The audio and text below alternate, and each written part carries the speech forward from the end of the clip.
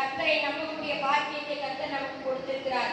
இன்றையிலிருந்து நம்முடைய வீடுகளில் பாடலின் சத்தம் உண்டாகும் பொழுது நம்முடைய தெருவில் போறவங்க, நம்முடைய பக்கத்து வீட்டவர்கள், கர்த்தரை அறியாதவர்கள் நம்ம பாடுகிற சத்தத்தை கேட்டு கர்த்தரை நம்ப போகிறார்கள் என்ற விசுவாசத்தோடு நம்ம பாடலை பாடும். அது மாத்திரம் இல்ல, 5வது வசனத்துல சொல்கிறார், என் தேவனாகிய கர்த்தாவே, நீர் எங்கள் நிமித்தம் செய்த உடைய அதிசயங்களும் உடைய யோசனைகளும் அநேகமாக இருக்கிறது. ஒருவரும் அவைகளை உங்களுக்கு விவரித்து சொல்ல முடியாது. நான் அவைகளை சொல்லி அறிவிக்க வேண்டுமானால் அவைகள் எண்ணிக்கைக்கு மேலானவைகள். ஆமென். கர்த்தர் நமக்கு செய்த நன்மைகள் அப்படிதான். நம்பிக்கைக்கு ஏராளமானவைகள். நம்பிக்கைக்கு வந்துட்டு சொல்ல முடியாத அளவுக்கு. ஏன்னா நம்ம நினைச்சு கூட பார்க்காத அளவுக்கு. நம்ம இந்த இடத்துல உட்கார்ந்துருக்கோம்னா அவருடைய மேலான கிருபை. அவர் கிருபையில நம்ம இந்த இடத்துல உட்கார்ந்துட்டு இருக்க முடியாது. எல்லாராலையும் வந்து உட்கார முடியல. 7 மணிக்கு எல்லாராலையும் உட்கார முடியல. ஏன்னா அவர் நம்மை வைத்த கிருபை, அவர் நம்மை வைத்த நினைவு, அவர் நமக்கு செய்த நன்மைகளை நினைத்தபடிதான் நம்ம எல்லாரும் ஓடோடி வந்திருக்கிறோம். இல்லைன்னா நம்ம அலட்சியமா உட்காந்துருக்கலாம், 10 மணிக்கு போகலான்னு இருக்கலாம், இல்லைன்னா சண்டே தான் நமக்கு லீவ் இருக்குன்னு போகலாம்.